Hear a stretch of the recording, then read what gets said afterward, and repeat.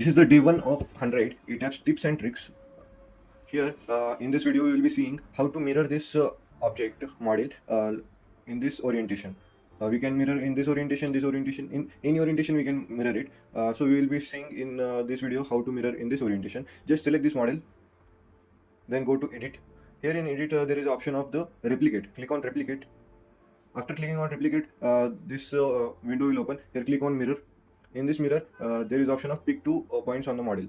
After clicking pick 2 points on the model, I will choose this 2 point. Now the model will be replicated in this mirror in this format, in this side. Just here is option of delete original object. I will not click on it, and just click on apply. As you see that this model is been mirrored and being seen by you. Now in next is the how to mirror and delete the original object. Just select the both the objects, both the model, and just click on your pick 2 points. I will now mirror in this down portion. Just select 2 points.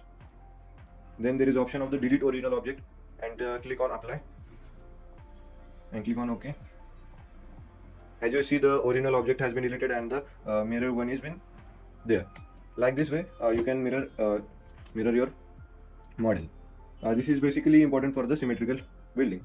That's all for the today's video. See you in day 2.